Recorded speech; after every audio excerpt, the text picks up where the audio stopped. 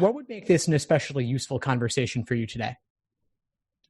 I think I want to know, you talked about a lot of logic games, and I'm not sure where to start. Like, I've seen some of your videos and stuff, but I'm not sure where the beginning would be. Sure. So basically, if you wanted to establish a strong foundation in logic games, I would begin with ordering games, then move on to grouping games, then combination games, then the more difficult rare ones. But within each category, I would move from easy to hard. So start with the easiest ordering games and gradually move up to the more difficult ones, then do the same for each of the other game types. Okay. How do I know which ones are the easy ones? Because they all look pretty hard to me. Sure. I totally get what you mean. So on my website, I have categorized the games by type. And then within my day-by-day study plans, I lay them out by difficulty as well. So in the study plans I share with you, start with the easiest of the easy ordering games, then gradually move up from there. And the day-by-day plan is telling you exactly what to be doing every single day over the course of your prep. So I'll say, read these articles, then do these specific LSAT games. Okay. So it's not the YouTube videos, it's a website? Right. So on my website, the LSAT blog, I have a list of books available to you as resources. And one of them, the most popular, are the day-by-day study plans. And I have them for all different time periods, whether you're taking the LSAT in 1 month or 3 months or 5 months or beyond. Okay. So if I'm taking it next year, I should look to see how many months. Yeah. So then go for that. Do you have a certain test date in mind? No, probably September, October of next year. Oh, good. So you have a long timeline. Yes. Excellent. Well, fantastic. I want to be able to have enough time because I've looked at an LSAT and I want to be able to be prepared for it. Of course. Yeah. So I would say start now and gradually build up as you get closer. So I'd suggest getting one of my longer term plans, like the 6-month plan or 7-month plan, and simply doing it at a somewhat slower pace because you have the time. Okay. And then does it also, the logic games, does it only have logic games or does it also have like questions from the LSAT? It covers everything. I mean, the schedules cover games, reasoning, and reading comp, and they also work on things like pacing and endurance as you get closer to test day. But to be clear, the schedules themselves do not include the actual LSAT practice problems. You can get those separately from LSAC. They're available in books of 10 exams on Amazon for about $20 each. Okay. And you can also use the PDFs alternatively, or you can use, there's a couple of exams for free on LSAC's site, which would be a good starting point. Okay. So your plan is kind of similar to the LSAT, like the problems, but they're not the exact ones. Is that what you're saying? The study plan is a schedule. So it's saying on day 1, read these articles, then do these problems out of the actual official LSAT exams, which are available separately. But unfortunately, due to high LSAC licensing fees, it's not possible for me to include tons of exams in a $20 schedule. Okay. Got it. But wherever you get the exams is fine by me. If you use the PDFs, if you use the ones on LSAC's site, or you buy the books on Amazon, it's all the same to me, and it's all the same to you, really, as long as you get the questions in the end. But I'm basically telling you how to use the official LSAT problems in conjunction with foundational resources to actually teach you what it is you're going to be doing. So I go onto your website and start going from there, studying. Exactly. And I'll after this call, I can send you a link to the study plan so you know exactly what to get, so you can just jump right in and begin. Okay. I'm also doing I applied for the UCLA fellowship.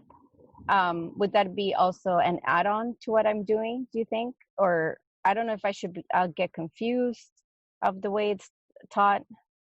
I'm not familiar with the fellowship. Can you tell me more? Okay. So it's an intense writing material, and they say we go over some of the questions as well on the LSAT, and it starts next January. And I guess you meet once a week, and they go over some of the questions. They also go over what's required and your personal statement, things like that. Good. So it sounds like a useful resource, but that alone, I think, probably wouldn't be sufficient to teach you everything the LSAT involves. I would consider that more of a supplement to your own self-study, especially if you're doing that fellowship in January, but you're taking the LSAT in the fall. Obviously, there's a lot more work for you to be doing on your end to achieve your fullest potential. So I'd say that's just maybe some extra LSAT practice, but your own self-study should be the primary focus. Okay. So it's basically do your own study plan and try to do it as you go, and then keep adding as you're learning. You have to. I mean, to achieve your fullest potential, you can't rely on any class, especially one that simply meets once a week. You know, it's kind of like, it's beyond college. Like in college, let's say you're doing, 10 hours of studying or reading for every 1 hour of class time. The LSAT is far more difficult than any college class. So the ratio must be even greater. You got to do even more work on your end to make the most of the time you spend in class. Got it. Okay. Yeah, I've looked at some of the questions and they, it's kind of hard, but I realized that there's a skill to it. So hopefully this will help me learn that skill. Absolutely. It's like learning a foreign language. And so any diagnostic you look at initially is going to be a little bit discouraging because it'll tell you what you already know, which is that you don't know the language of the LSAT yet. Right. But you can learn it, and everyone kind of has to go through the same process, especially with something as unfamiliar as logic games. But they are the most perfectible section. You just got to put in the time to learn the patterns. Okay. So do you on the plan, do you start with the logic games or with the reasoning?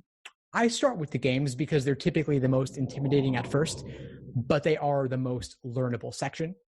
I then move into reasoning, then finally reading comprehension. But the schedule is more important for the level of specificity it contains about what to do than the particular day-by-day breakdown. So if you wanted to, you could jump to a different portion if you want to focus on that particular question type. It's really up to you. The schedule is meant to be a framework, but of course, you're going to want to adapt it to your own particular situation. Okay. That sounds really good. Okay. Thank you. Of course. What other questions do you have for me? You talked about using scratch paper. Yeah. So I've heard that the last time they had the LSAT, that somebody took an LSAT and it was on the computer, there was a lot of issues. So should I rely on just bringing my own scratch? Or I wasn't sure of what you meant, like getting used to using scratch. Sure. So on the new digital LSAT, it's being administered on a tablet specifically. And they give you a booklet of scratch paper of about 12 to 14 pages to use separately. They're not going to let you use your own scratch paper because they're worried about security. Maybe you write something on it or something. So they'll give you a booklet from them. And it's not unlimited, but it's more than enough. And so I would recommend you do all your note-taking or diagramming to the side in that booklet of scratch paper. Okay.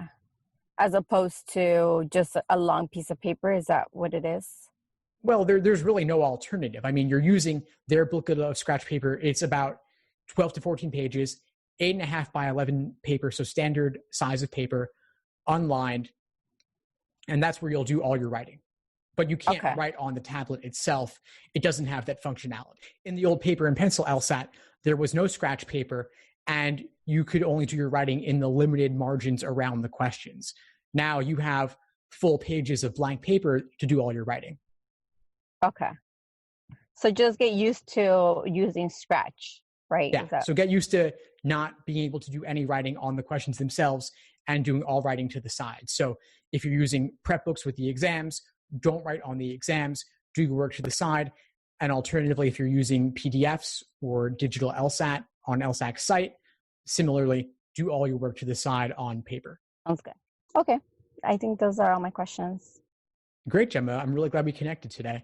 What would you say is the biggest insight you got from our call?